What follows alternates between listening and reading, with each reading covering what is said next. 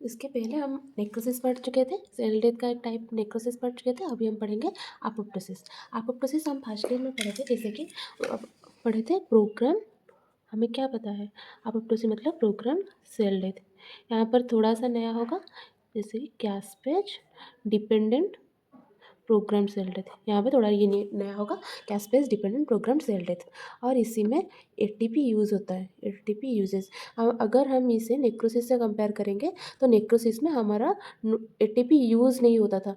इसे हम ये ऐसे याद रख सकते हैं कि ए मतलब एटीपी यूज़ होता है और नेक्रोसिस मतलब इसी में एटीपी यूज़ नहीं होता है। तो क्या, और इसी में क्या था, इन्फ्लेमेशन, नेक्रोसिस में इन्फ्लेमेशन प्रेजेंट था, लेकिन हमारे यहाँ पे अपोप्टोसिस में इन्फ्लेमेशन एब्सेंट होता है, इसमें प्रेजेंट नहीं होता, नेक्रोसिस में प्रेजेंट होता है।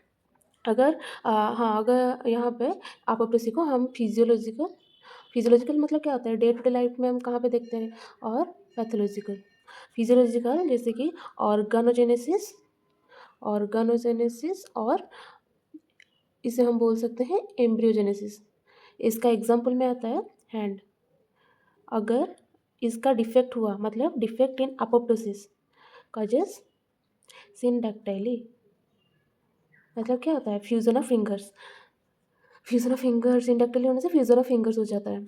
और इसमें हम बोल सकते हैं acute inflammation, acute inflammation, neutrophil clearance, neutrophils clearance, और एंडोमेट्रियल सेडिंग, एंडोमेट्रियल सेडिंग, ठीक है, मेंस्ट्रुएशन में होता है, वो अपोप्टोसिस में आएगा फिजियोलॉजिकल में। और पैथोलॉजिकल में वैसे हम देखें तो काउंसिल मैन बॉडीज, इसी में हम ऐसे याद रख सकते हैं कि पैथोलॉजिकल में सारे सी लेटर में आते हैं, जैसे कि काउंसिल मैन बॉडीज और सीवेट, और कॉलर्ड और साइटेड बॉडीज, इसमें सारे सी में आ रहे हैं ना, इससे हमें याद करने में इजी होगा। साइटेड लाइकेन प्लानिश हो गया। यहाँ ये हो गया हमारा अपोप्टोसिस। और अपोप्टोसिस के जाने से पहले मैं बोलती हूँ एक बात, केमोथेरेपी, कैंसर सेल्स डाई, वो कैंसर सेल्स जो डाई होता है वो ज़्यादातर अपोप्टोसिस में होता है रादर देन नेक्रोसिस। और यहाँ पे हम पढ़े ना caspase dependent program cell death. तो कैस्पेज मतलब C, cysteine contains cysteine residues, और एएसपी मतलब breaks after aspartic acid residues. और एज मतलब हमें पता है एंजाइम होता है, या एस्पार्टिक हो गया। ये कैस्पेस के बारे में हो गया। अभी हम पढ़ेंगे mechanism of apoptosis, mechanism of apoptosis. ठीक है, दो तरह का होता है, इनिशिएशन, एग्जीक्यूशन, इनिशिएशन और एग्जीक्यूशन। इनिशिएशन में क्या होता है, एक एक्सट्रिंसिक पाथवे होता है, एक्सट्रिंसिक पाथवे, और एक इंट्रिंसिक पाथवे होता है। कोई चीज़ को हमें इनिशिएट करने में ज़्यादातर टाइम लगता है, उसे हम उस इनिशिएट करने में हमें फोर्स की ज़रूरत होती है। जैसे कि हम पहले हमें कोई शुरुआत कर लेंगे एक चीज़ को तो हमारा हो जाएगा, लेकिन वो शुरुआत ही हमारे लिए डिफ़िकल्ट होता है इनिशिएशन में। इसके बाद हम क्या करते हैं, एग्जीक्यूशन। इनिशिएशन में क्या आएगा, एक्सट्रिंसिक पाथवे और इंट्रिंसिक पाथवे। एक्सट्रिंसिक पाथवे का क्या करता है, वो बाद में पढ़ेंगे, वो कैस्पेज 8 और 10 होता है, और इंट्रिंसिक में कैस्पेज 9 होता है।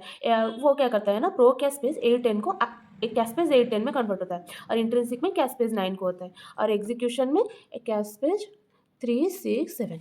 एक्सट्रिंसिक पाथवे में हम कैसे याद रखेंगे, एक्सट्रिंसिक में 8-10, तो एक्स ई मतलब क्या होता है, 8 8 ई से आता है, तो ऐसे हम याद रख सकते हैं। और एक्स मतलब रोमन नंबर में हम पढ़े थे ना, रोमन नंबर में 10 को हम एक्स की तरह लिखते हैं, तो वैसे हम याद रख सकते हैं। एक्सट्रिंसिक पाथवे में 8-10 आता है, और इंट्रिंसिक पाथवे में 9 आता है, और एग्जीक्यूशन में 3-6-7 का स्पेस हो गया। अभी हम पढ़ेंगे इनिशिएशन का एक्सट्रिंसिक पाथवे, इनिशिएशन का एक्सट्रिंसिक पाथवे, एक्सट्रिंसिक पाथवे हो गया। एक्सट्रिंसिक पाथवे में क्या होता है ना, यहाँ पे एक टी सेल होता है और एपोप्टोटिक सेल होता है। ये रहा हमारा टी सेल और ये रहा एपोप्टोटिक सेल। एपोप्टोटिक सेल में यहाँ पे CD95 और उसे हम FAS भी बोलते हैं होता है, और यहाँ पे उसका लाइगेंड होता है उसे हम बोल सकते हैं CD95 लाइगेंड और FAS लाइगेंड। वो मिलकर बनाते हैं ट्राइमराइजेशन ऑफ CD95 और FAS। ट्राइमराइजेशन ऑफ CD95 और FAS हो गया। तो मतलब इसे हम एक एग्जांपल से अगर समझेंगे तो एक बच्चा था और वो पढ़ रहा था, लेकिन वो उसे दिक्कत हुआ पढ़ने में, तो वो क्या करेगा, ग्रुप स्टडी करने लगेगा। तो ग्रुप स्टडी में अगर नहीं हुआ तो क्या वो सीनियर का हेल्प लेगा। तो FADD उसे हम सीनियर बोल सकते हैं, वो उसे हेल्प करेगा। अगर हमें किसी चीज़ नहीं आता है तो हम सीनियर से हेल्प लेते हैं ना। तो इसी तरह वो क्या करेगा, प्रोकैस्पेज एक्सटेंसिव पाथवे में क्या होता है, ई से होता है और ई से 8 और एक्स से 10। तो वो क्या करेगा, प्रोकैस्पेज 8-10 को कैस्पेज 8-10 में कन्वर्ट कर लेगा, किसी के मदद से, फ्लिप के मदद से। और फ्लिप क्या होता है, flip anti apoptotic for extensive pathway हुआ। और इसी का फुल फॉर्म अगर बोलें तो FAS एसोसिएटेड डेथ डोमेन, और इसे हम बोल सकते हैं डेथ डोमेन पाथवे हुआ। तो यह हो गया हमारा एक्सट्रिंसिक पाथवे के बारे में। अभी हम पढ़ेंगे intrinsic pathway. Intrinsic pathway, UV light, UV stress. Intrinsic pathway में क्या होता है, यूवी स्ट्रेस और ग्रोथ फैक्टर्स और हार्मोनल और न्यूट्रिशनल, ये सब सारे इंट्रिंसिक पाथवे में आएंगे। न्यूट्रिशनल वो क्या करता है, स्ट्रेस सेंसर उसे सेंस करता है, स्ट्रेस सेंसर्स। तो स्ट्रेस सेंसर क्या क्या होता है, BID, BIMBID, BAD, NOXA, NOXA, PUMA, ये सारे स्ट्रेस सेंसर्स होते हैं। तो ये क्या करते हैं, प्रो एपोप्टोटिक फैक्टर को इंक्रीज करते हैं, प्रो एपोप्टोटिक फैक्टर और मॉलिक्यूल्स बोल सकते हैं, और ये डिक्रीज करता है एंटी एपोप्टोटिक को। प्रो एपोप्टोटिक में क्या आते हैं, यहाँ पर आएंगे P53 ग्लूकोकॉर्टिकॉइड्स, BCLXS, BAX, ये सारे प्रो एपोप्टोटिक में आएंगे। और एंटी एपोप्टोटिक में यहाँ पे आएंगे प्रो एपोप्टोटिक मतलब क्या, इंक्रीज एपोप्टोसिस को इंक्रीज करेगा, एंटी मतलब लोअर एपोप्टोसिस को घटाएगा। तो इसे हम ऐसे याद रख सकते हैं कि इसमें सारे एल में आते हैं, BCLXL, BCL2, यहाँ पे एल आया, MCL1, एल और बी और क्या आएगा, इसमें ग्लूकोकॉर्टिकॉइड्स आता था और इसमें सेक्स कॉर्टिकॉइड्स आएगा। अगर हमें पूछा जाएगा तो BCL फैमिली किसी में आता है, अब हम जल्दी में ये एंटी एपोप्टोटिक नहीं बोलना है, क्योंकि हमारे यहाँ पे भी हम देखें ना BCLXS प्रो एपोप्टोटिक में भी आता है। तो BCL फैमिली अगर पूछा जाए तो वो दोनों में आता है। ये हो गया हमारा इंट्रिंसिक पाथवे में सारे प्रो एपोप्टोटिक और एंटी एपोप्टोटिक वो सिग्नल देंगे माइटोकॉन्ड्रिया को, सिग्नल देंगे और वो रिलीज करेगा स्मैक और डियाब्लो, और हम बोल सकते हैं साइटोक्रोम C प्लस APAF1, और उसे हम मिलाकर बोलें तो हम उसे बोलते हैं एपोप्टोसोम। वो स्टार्ट फील लाइक हेक्सामर कॉन्फ़िगरेशन का होता है, और वो क्या करता है, प्रोकैस्पेज, ये इंपॉर्टेंट है, प्रोकैस्पेज 9 को कैस्पेज 9 में कन्वर्ट करता है। तो हो गया हमारा एक्सट्रिंसिक और इंट्रिंसिक पाथवे। एक्सट्रिंसिक पाथवे में हम पढ़े, एक्सट्रिंसिक पाथवे हमारा क्या हुआ था, एक्टिवेट हो गया, कैस्पेज 8-10 वो इंट्रिंसिक पाथवे में क्या होगा, वो एक्टिवेट करेगा कैस्पेज 9 को। फिर हम देखें ना, ये भी कैस्पेज 9 को एक्टिवेट कर लिया। फिर क्या होगा, ये एक्टिवेट करेंगे हमारे एंजाइम्स को, जैसे कि प्रोटीएज क्या करेगा, प्रोटीन को ब्रेक डाउन कर देगा। प्रोटीएज, न्यूक्लियस को ब्रेक डाउन कर देगा, डिग्रेड कर देगा। यहाँ पर हम न्यूक्लियस नहीं बोलते, हम यहाँ पर एंडोन्यूक्लियस बोलते हैं। जो एंडोन्यूक्लियस क्या करता है, ब्रेक्स मतलब 180 to 200 बेस पेयर के बीच में वो ब्रेक करता है। और क्या था, फॉस्फोलाइपेज। सेल मेम्ब्रेन में फॉस्फोलिपिड ज़्यादा होता है, तो वो फॉस्फोलाइपेज जाकर सेल मेम्ब्रेन को डिग्रेड कर देगा। एंडोन्यूक्लियस ब्रेक्स आफ्टर, ये हमें याद रखना है, 180 to 200 बेस पेयर में ब्रेक करता है, बीच में ब्रेक करता है। एंडोन्यूक्लियस हो गया, इसे हम इंटरन्यूक्लियोसोमल क्लीवेज भी बोलते हैं, इंटरन्यूक्लियोसोमल क्लीवेज। तो हमारा सेल्स एपोप्टोसिस, मतलब हम याद रख सकते हैं, एपोप्टोसिस मतलब क्या होता है, ग्रीक वर्ड होता है एपोप्टोसिस, और उसका मतलब होता है फॉलिंग ऑफ। हुआ, तो cells falls off into apoptotic bodies। apoptotic bodies ये MCQs में आता है, ये थोड़ा याद रखना। तो क्या होता है, सेल मेम्ब्रेन बाउंड विथ और विदाउट न्यूक्लियस होता है, ठीक है। एपोप्टोटिक बॉडीज वो देते हैं eat me signal, gives eat me signal to macrophages. तो फिर क्या हुआ, उसे हम बोलते हैं, ये जो ईट मी सिग्नल को दिया वो क्या होता है, एफेरोसाइटोसिस। फिर फागोसाइटोसिस हुआ। अगर हम एफेरोसाइटोसिस के बारे में पढ़ेंगे तो थोड़ा देखते हैं एफेरोसाइटोसिस क्या होता है। एपोप्टोटिक बॉडीज ईट मी सिग्नल देते हैं मैक्रोफेजेस को, ईट मी सिग्नल टू मैक्रोफेजेस। फिर फागोसाइटोसिस, इससे हम बोलते हैं क्या, फागोसाइटोसिस। हाँ, ये सेल सरफेस में एक्सप्रेस करते हैं, सेल सरफेस में क्या होता है, C1q थ्रोम्बोस्पोंडिन, फिर फॉस्फोडाइल सेरिन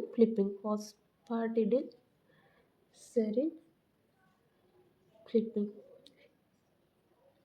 हाँ, तो ये हो गया हमारा हो गया फॉस्फाटिडिल सेरिन। इनसाइड से, वो नॉर्मली इनसाइड में होता है, जब वो आउटसाइड में आता है तो उसे हम क्या बोलते हैं, flipping of, known as flipping of phosphatidyl serine. अगर फ्लिपिंग ऑफ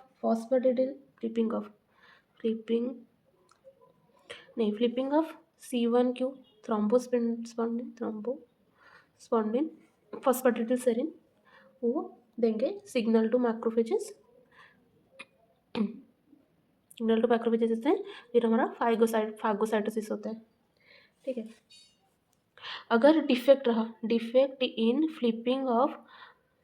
अगर हमारा डिफेक्ट इन फ्लिपिंग प्रोसेस रहा तो हमारा स्कॉट सिंड्रोम दिखाई देगा, defect in apoptosis and platelet, defect in apoptosis and platelets. अगर प्लेटलेट में डिफेक्ट होगा तो हमारा क्या होगा, ब्लीडिंग होगा, ब्लड क्लॉट नहीं हो पाएगा। प्लेटलेट क्या करता है, ब्लड क्लॉट में हेल्प करता है। अगर प्लेटलेट ही डिफेक्ट हो गए तो क्या होगा, ब्लीडिंग होगा, ठीक है। अगर डिफेक्ट इन एफेरोसोम रहा और फेरोसाइटोसिस तो क्या होगा, हमें दिखाई देगा SLE, chronic obstructive pulmonary disease, bronchitis और सिस्टिक फाइब्रोसिस, ठीक है।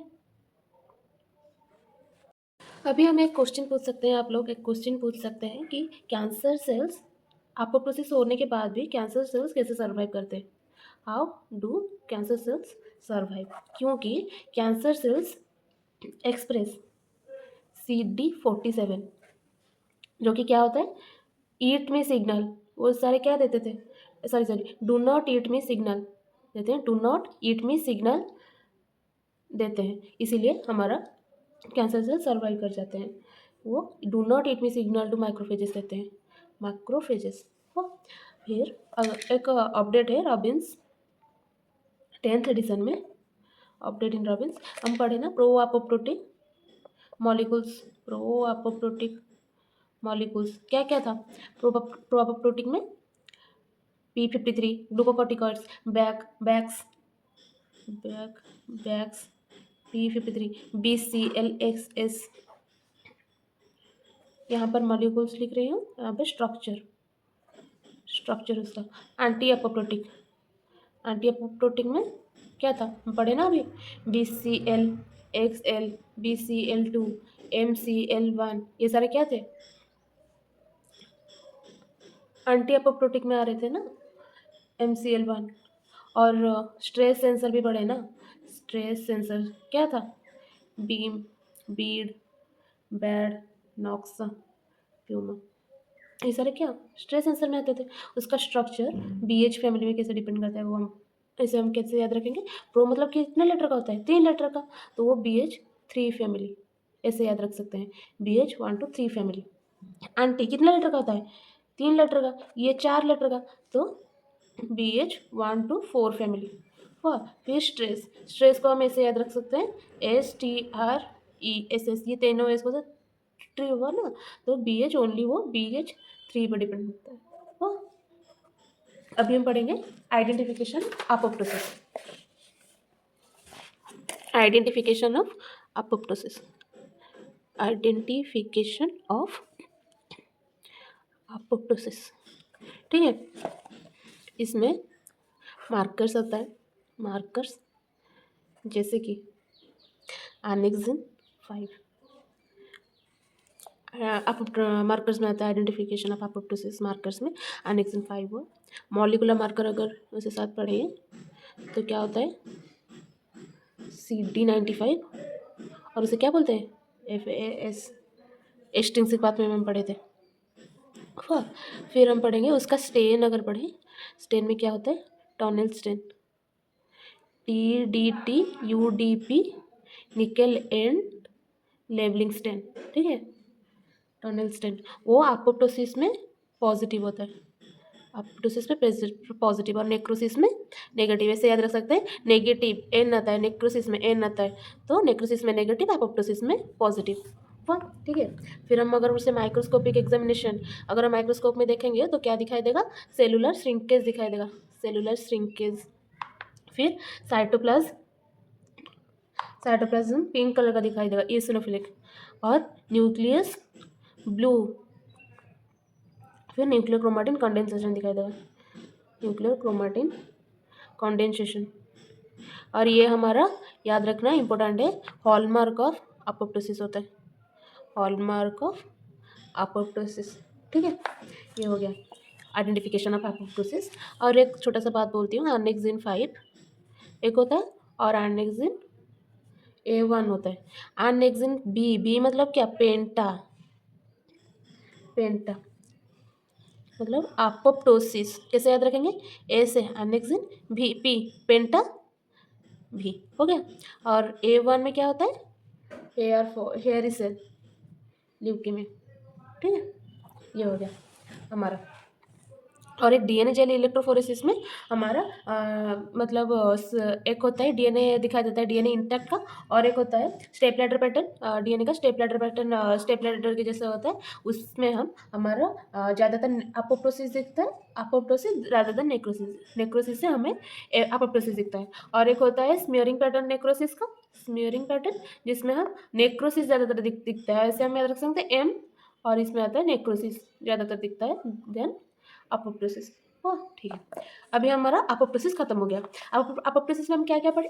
पहले हम अपोप्टोसिस पढ़ लिए, मतलब क्या होता है वो, ATP यूज़ होता है उसमें, इंपॉर्टेंट चीज़ है क्या? कैस्पेस डिपेंडेंट प्रोग्राम सेल डेथ। फिर हमारा आ गया ATP यूज़ होता है, इन्फ्लेमेशन प्रेजेंट नहीं होता, लेकिन नेक्रोसिस में प्रेजेंट होता है। और हम फिजियोलॉजिकल पैथोलॉजिकल पढ़ लिए। फिजियोलॉजिकल में ऑर्गेनोजेनेसिस, एम्ब्रियोजेनेसिस और एक्यूट इन्फ्लेमेशन और एंडोमेट्रियल सेटिंग। और पैथोलॉजिकल में क्या आ जाएगा हमारा, सी आता था, जैसे कि काउंसिलमैन बॉडीज और साइटर्ड और सिबेट और कोलर्ड बॉडीज आता था। फिर हम क्या पढ़े, पाथ मैकेनिज्म ऑफ अपोप्टोसिस क्या आता था, इनिशिएशन और एग्जीक्यूशन। इनिशिएशन में क्या होता था, इंट्रिंसिक और एक्सट्रिंसिक पाथ पे होता था। एक्सट्रिंसिक में क्या स्पेस 8 10 होते थे, कैसे याद रखते थे, ई से 8 और एक्स से 10 हो गया। फिर एक्टिवेट करता था एक्सट्रिंसिक पाथ पे क्या स्पेस 8 10 को। फिर आ गया हमारे इंट्रिंसिक पाथ पे जो कि हमारे क्या स्पेस 9 को एक्टिवेट करता था। फिर एग्जीक्यूशन में क्या आएगा 3 6 7। फिर हम एक्सट्रिंसिक पाथ पे पढ़े। एक्सटेंसिव पाथवे में क्या था, जैसे CD95 था पास, मतलब जिसे हम CD95 और FAS बोलते थे, और उसका लाइगेंड था, और वो प्रो कैस्पेज 810 को कैस्पेज 810 में कन्वर्ट कर लेता था। फिर हम इंट्रिंसिक पाथवे पढ़े। फिर वो एक्सटेंसिव को एक्टिवेट करता था, एक्टिवेट कैस्पेज 9 को। फिर हमारा प्रोटीज न्यूक्लियस एक्टिवेट होते थे, और हमारा क्या वो जाकर डैमेज करते प्रोटीन्स, और एंडोन्यूक्लियस और फॉस्फोलाइपेज जाकर डैमेज कर लेते थे। फिर हम एफेरोसाइटोसिस पढ़े, अपडेट पर्सन थोड़ा पढ़ लिए। फिर हमारा आइडेंटिफिकेशन ऑफ अपोप्टोसिस खत्म हो गया। तो हम सेल डेथ में नेक्रोसिस पढ़ लिए, फिर अपोप्टोसिस अभी हम पढ़ेंगे। नेक्रोसिस पढ़ लिया, अपोप्टोसिस पढ़ लिया, अभी हमारा क्या आएगा, नेक्रोप्टोसिस। नेक्रोप्टोसिस जो कि उसे नाम से ही हमें पता चल रहा है क्या, कि वो नेक्रोसिस और अपोप्टोसिस मिलकर। और नेक्रोसिस मतलब क्या होता था, pathological cell death associated with inflammation. Apoptosis मतलब caspase dependent cell death, programme cell death हुआ था। तो इससे हम, इसमें इन्फ्लेमेशन आता है, प्रेजेंट होता है नेक्रोसिस में, और अपोप्टोसिस में इसमें थोड़ा सा डिफरेंट है, इसमें कैस्पेस इंडिपेंडेंट होता है। ये याद रखना है, caspase independent programme cell death, programme cell death होता है। इसे हम क्या बोल सकते हैं, प्रोग्राम इसी का program necrosis, also known as programmed necrosis. ठीक है, वैसे पढ़ेंगे फिजियोलॉजिकल और पैथोलॉजिकल।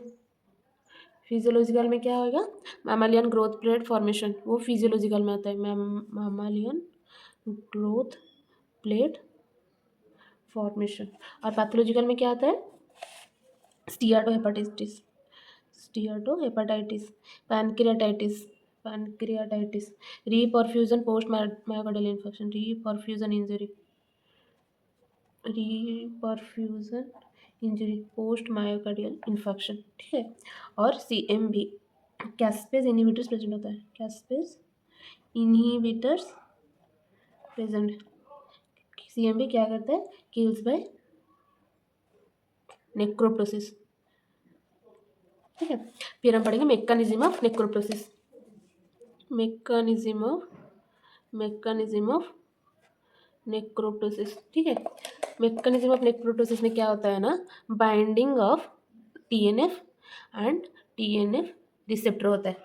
ठीक है, TNF एंड TNF रिसेप्टर वो कॉम्प्लेक्स फॉर्मेशन करेंगे। Binding of TNF and TNF receptor को तीनों कॉम्प्लेक्स फॉर्मेशन करेंगे, RIPK1 RIPK3 प्लस प्रोकैस्पेज 8 RIPK, उसका फुल फॉर्म क्या होता है, रिसेप्टर इंटरैक्टिंग प्रोटीन काइनेज। ठीक है, रिसेप्टर इंटरैक्टिंग प्रोटीन काइनेज, वो क्या करेंगे, MKL फॉस्फोराइलेशन, फिर सेल डेथ हो जाएगा। ठीक है, ये हो गया हमारा नेक्रोप्टोसिस के बारे में। फिर हम पढ़ेंगे पायरोप्टोसिस। पायरो मतलब क्या होता है, फीवर, और टोसिस मतलब cell death, fever plus cell death. ये एसोसिएटेड होता है माइक्रो ऑर्गेनिज्म से, जैसे कि एसोसिएटेड विथ माइक्रो ऑर्गेनिज्म जैसे कि साल्मोनेला, सीगेला। तो क्या होता है, बैक्टीरिया का एग्जांपल क्या गया, साल्मोनेला, सीगेला। वो क्या करते हैं ना, इंटर्स द बॉडी में एंटर करते हैं नॉड रिसेप्टर से, NOD रिसेप्टर। फिर वो एक्टिवेट करते हैं इन्फ्लेमोसोम्स को, ठीक है, फिर वो क्या करते हैं, एक्टिवेट कैस्पेज 1 4 5 11, इससे हमारा सेल डेथ हो जाता है। ठीक है, हम पढ़े थे वो जो कैस्पिस 1 होता है ना, वो एक्टिवेट करता है इंटरल्यूकिन 1 को, फीवर कज होता है, फिर हमारा क्या होता है, फीवर हो जाता है। ठीक है, ये हो गया हमारा पायरोप्टोसिस के बारे में।